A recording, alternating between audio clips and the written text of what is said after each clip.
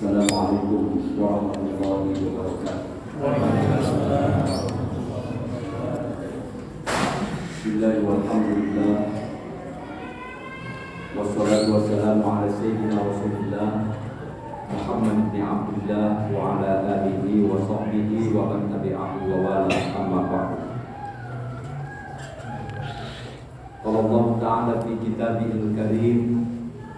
A'udzu billahi minasyaitonir rajim. Bismillahirrahmanirrahim. Ya ayyuhalladzina amanu kutiba 'alaikumus shiyam kama kutiba 'alal ladzina min qablikum la'allakum tattaqun. Shadaqallahul 'azim. Hadirin para jamaah yang saya hormati dan dimuliakan Allah Subhanahu wa taala. Atas segala limpahan rahmat karunia Allah Subhanahu wa taala, kita senantiasa diberikan kenikmatan, sehingga dengan kenikmatan itulah kita gunakan untuk bersyukur kepadanya, untuk beribadah kepadanya. Terlebih malam ini, malam keempat, kita akan melaksanakan sholat tarawih. Ini adalah salah satu bukti keimanan kita, salah satu bukti kegembiraan kita dengan hadirnya bulan Ramadan. Karena sebagai orang yang beriman, kita dipanggil oleh Allah untuk melaksanakan puasa. Kalau jiwanya terpanggil, berarti dia laksanakan puasa. Kalau tidak terpanggil, berarti dia tidak melaksanakan puasa. Nah, inilah ujian keimanan, bahwa puasa adalah kewajiban yang diperintahkan oleh Allah kepada orang-orang yang beriman, kepada muslim, kepada umatnya Nabi Muhammad SAW. Kalau dia laksanakan puasa, berarti jiwanya sedang terpanggil oleh Allah Subhanahu wa taala.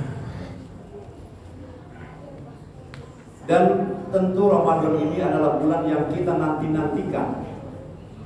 Karena dalam bulan Ramadan ini banyak keutamaan, banyak fadilah yang tidak ada di dalam bulan-bulan lainnya. Oleh karenanya, Nabi ketika ditanya oleh para sahabat, su'ila Nabi sallallahu alaihi wasallam, ayus shadaqati afdalu?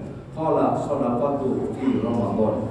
Kata sahabat, wahai Nabi, apa sih sedekah yang paling utama itu? Rasulullah menjawab, shadaqatu fi Ramadan. Yang paling utama sedekah itu adalah sedekah pada bulan Ramadan. Dalam hadis ini menandakan bahwa amal yang dilakukan pada bulan Ramadan, sedekah yang kita berikan, yang kita keluarkan di bulan Ramadan, ini pahalanya sangat besar dan agung, mulia di sisi Allah Subhanahu wa taala. Maka Nabi sampai mengatakan demikian. Nah, oleh karena itu Nabi SAW digambarkan dalam sebuah riwayat, annahu kana ajwadan nas bil khair wa kana ajwada ma yakunu fi syahri Ramadan. Diriwayatkan dari Ibnu Abbas dari Rasulullah SAW bahwa Nabi SAW adalah orang yang paling dermawan memberikan kebaikan. Nabi adalah orang yang paling dermawan, dan yang lebih-lebih lagi Nabi lakukan yaitu pada bulan Ramadan. Jadi kalau ada orang di antara kita yang dermawan, Nabi adalah contohnya. Nabi adalah orang yang paling dermawan. Kalau di antara kita orang-orang yang paling getol beribadah, yang paling rajin sholatnya, Nabi adalah orang yang paling rajin melaksanakan sholatnya. Kalau kita di antara kita yang pandai menjaga lidahnya, pandai menjaga hatinya, pandai juga menjaga mata dari penglihatan kemaksiatan dan lain sebagainya, maka Nabi adalah contoh bagi kita semua. Nah, dalam bulan Ramadan ini kita diperintahkan oleh baginda Nabi Shallallahu Alaihi Wasallam bahwa Ramadan ini untuk menjadi barometer 11 bulan berikutnya. 1 tahun ada 12 bulan. Ramadan ini menjadi ukuran bagi kita. Kalau kita selama Ramadan ini mampu melaksanakan puasa dengan baik, dengan benar, artinya apa? Disitulah ada nilai ketaatan kepada Allah. Kita puasa bukan karena seseorang, kita puasa karena Allah. Bukan karena takut terhadap orang lain, tetapi justru kita takut kepada Allah Subhanahu wa Ta'ala. Puasa adalah amalan yang tidak bisa dilihat oleh orang lain. Kalau sholat, orang masih bisa lihat kita, gerakan takbirnya, rukunya, sujudnya, orang masih bisa lihat kita. Tapi puasa, siapapun tidak bisa melihat kita. Orang lain tidak bisa melihat kita sejauh mana nilai puasa kita. Tetapi hanya Allah lah yang tahu nilai puasa kita. Oleh karenanya, puasa itu bukan hanya sekedar tidak makan, tidak minum saja, tetapi lebih dari itu, puasa itu adalah menahan segala sesuatu yang bisa merusak hati kita, merusak pikiran kita, merusak iman kita. Itu yang harus kita tahan. Ya kalau tidak sekedar makan dan minum, itu udah biasa ya. Mungkin kita pagi perjalanan jauh sampai siang nggak minum juga kuat, biasa itu. Biasa. Sampai sore juga kita nahan minum, tidak makan itu biasa. Tidak makan dan tidak minum itu gampang, mudah bagi kita. Tidak akan mati, tidak akan sakit kalau tidak makan dan minum seharian. Tapi justru yang berat itu menahan al-imsak anil muftirat, menahan sesuatu dari yang membatalkan puasa. Apakah puasa itu batalnya hanya karena minum saja? Ya, secara fikih yang membatalkan puasa itu makan, minum dengan sengaja. Kalau tidak sengaja nggak batal. Siang hari kita kocek kopi, sedap banget ya. Ada lagi pisang goreng misalnya kita makan 2 biji habis, udah 2 biji belum ingat masih ngerokok, yang suka ngerokok. Rokok habis 1 batang, kopi segelas, pisang goreng 2, baru inget ya, baru inget kata orang sini ya. Lah ini kan bulan puasa, hari puasa. Lanjut apa gimana? Lanjut apanya? Lanjut makan apa lanjut puasa? Lanjut puasa. Kalau lupa ya nggak apa-apa. Kan itu lanjut puasa. Itu siangnya lupa, sorenya lagi kita jalan ke pasar jalan, atau ada es kelapa, kita mampir buat di rumah ceritanya. Tapi lupa bang, dibungkus 2, di sini 1 diminum habis setengah gelas, baru ingat juga loh lagi puasa. 2 kali boleh nggak tuh? Masih puasa nggak? Masih bisa kalau lupa. Tapi kalau setengah 6 juga masih ngebaso, itu lupanya kebangetan. Tapi kalaupun iya, lupanya sampai 3 kali, lupanya sampai 10 kali, kalau memang lupa, tetap puasanya dilanjut kalau lupa. Bukan pura-pura lupa. Jadi bukan hanya sekedar menahan makan, bukan hanya sekedar menahan minum, bukan hanya sekedar menahan timbulnya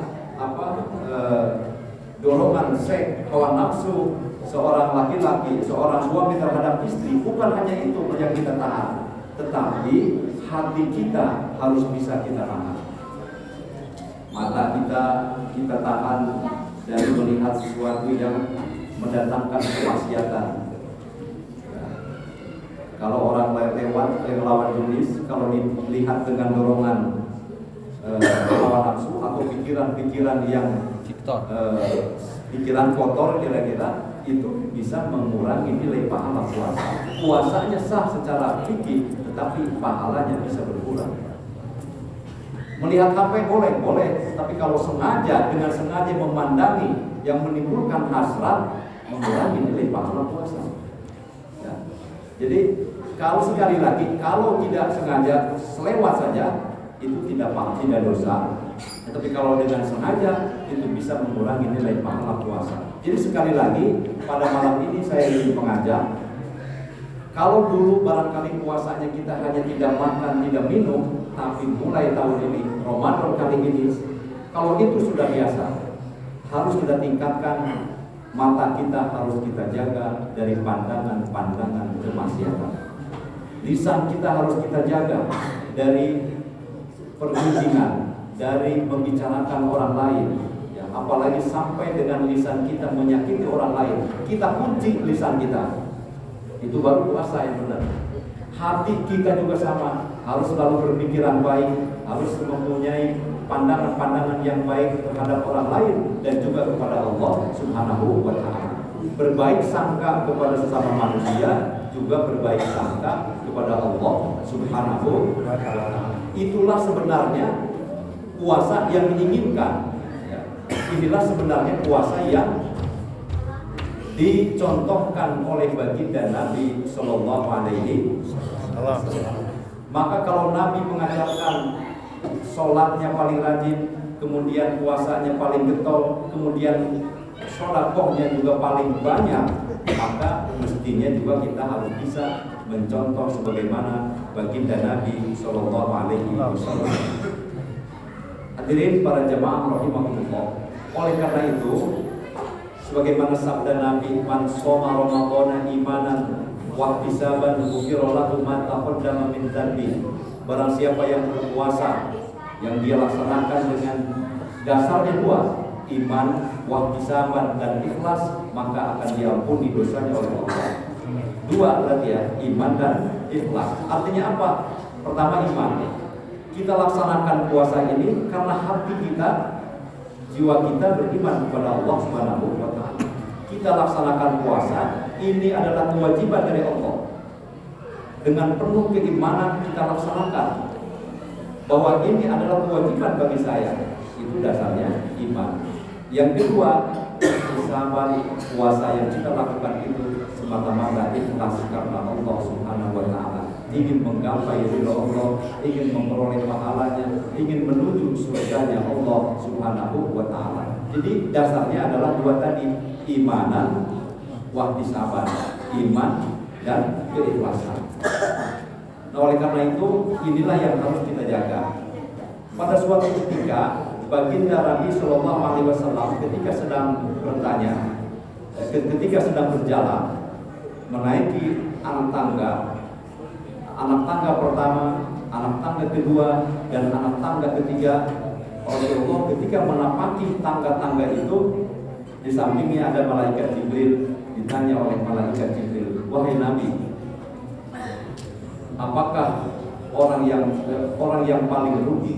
Orang yang paling rugi itu adalah pertama, ketika dia masih punya orang tua, walaupun hanya salah satunya saja, entah bapaknya saja atau masih ada ibunya saja, tetapi keberadaan orang tuanya tidak menghantarkan dia ke dalam surga, itu celaka."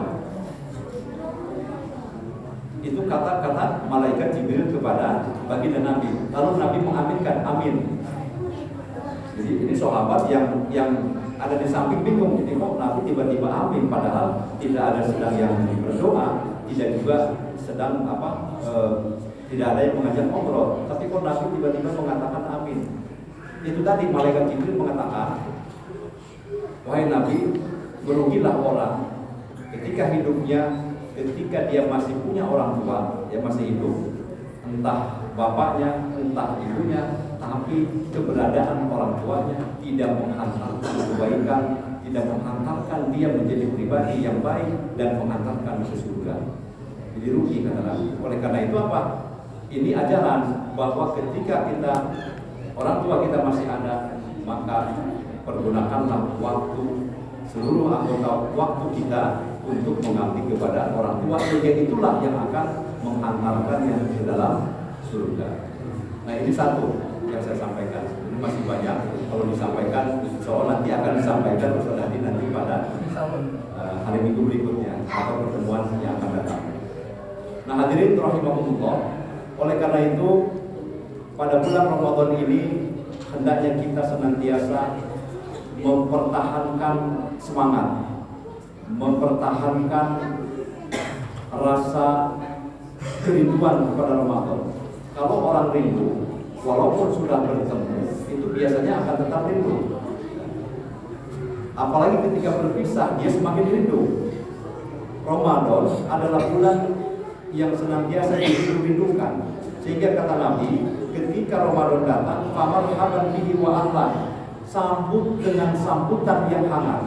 Sambutlah Ramadan itu dengan kegembiraan hati. Sambutlah Ramadan itu dengan persiapan yang hebat, yang luar biasa, sehingga kegembiraan Ramadan itu kuat menancap dalam hati sampai akhir Ramadan.